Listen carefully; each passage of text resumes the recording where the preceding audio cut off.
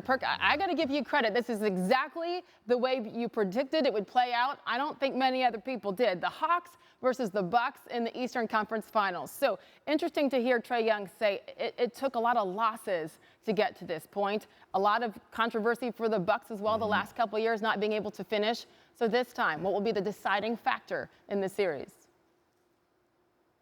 Well, I think it's simple, Sage. It's Giannis, right?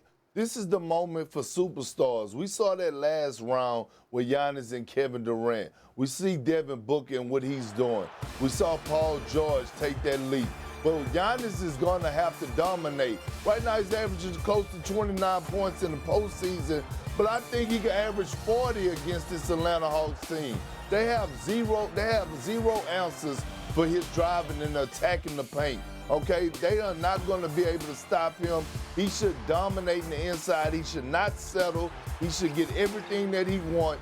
Giannis is going to be the deciding factor, and I'm predicting that he's going to average 35 to 40 points in this series alone. Averaging 35 to 40. Okay, and then we will have to watch, of course, and see what they do defensively because Trae Young is on another level of late. By the way, the Bucks are a heavy favorite in the series. Caesars right now, Perk has them at minus 450. Game 1 Wednesday night in Milwaukee. It cannot get here quickly enough. Meantime, the Sixers are done.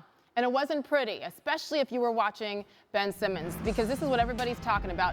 He was so hesitant, Perk. His average was down more than 4 points per game to just under 10 points and more than 34 minutes per game. He also shot just 34% from the free throw line. And as you know, that is the worst in playoff history for those who have shot a minimum of 70 free throws. So let's take a little bit of a closer look at the numbers because they're kind of shocking. He logged, again, nearly 34 minutes in the fourth quarters of games 4 through 7 combined.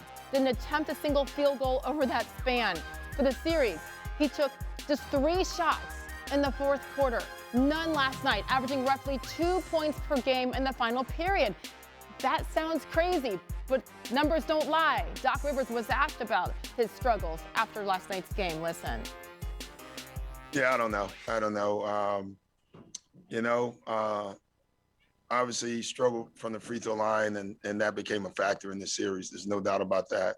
Still believe in him, but we have work to do. We're going to have to get in the gym, put a lot of work in, and go forward. We lost. It sucks. I am who I am.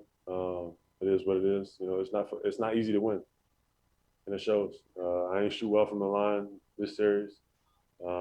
Offensively, I wasn't there. I ain't doing enough for my teammates. But there's a lot. There's a lot of things I need to work on. Perk, it's interesting because the specific question to Doc Rivers when he gave the I don't know answer, the question was, is Ben Simmons a point guard that can lead this team to a championship? And obviously, he was hesitant, was Doc Rivers, with that answer. What should they do with Ben Simmons and all the issues he's having this offseason? They should trade him and make him somebody else's issue, not the Philadelphia 76ers.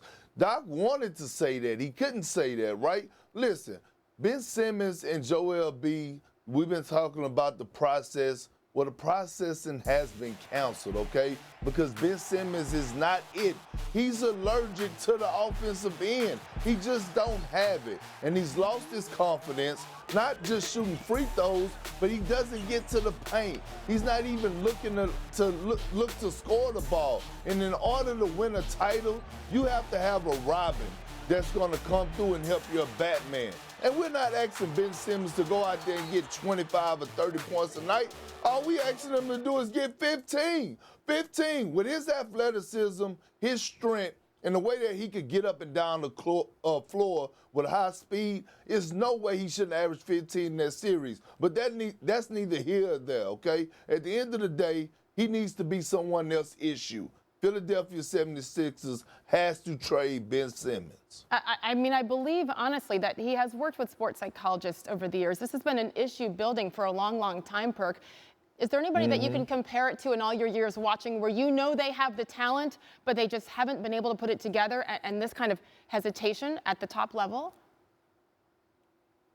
I can't, Sage, because even myself as a role player that averaged 5 points for my career, I elevated my game in the postseason, and I was a role player. I wasn't even a franchise guy. Yeah. So I'm looking at Ben Simmons, and it's not the fact that he's not scoring the points. It's the fact that he's not even looking to attack or even trying to score the basketball. That's the problem. That's a problem in itself. And no one is stopping him. He's stopping himself. He became a liability where Doc was almost forced to make a decision. Should I bench my all-star, my 3-time all-star, a guy that made the all-NBA team in the past? Should I bench him because he's not giving me nothing on the offensive end and he's been a liability? That's very disturbing. Yeah. And it's almost difficult to watch. I know you say trade him. As far as his contract is concerned, he has 4 years and over $146 million left on this current deal.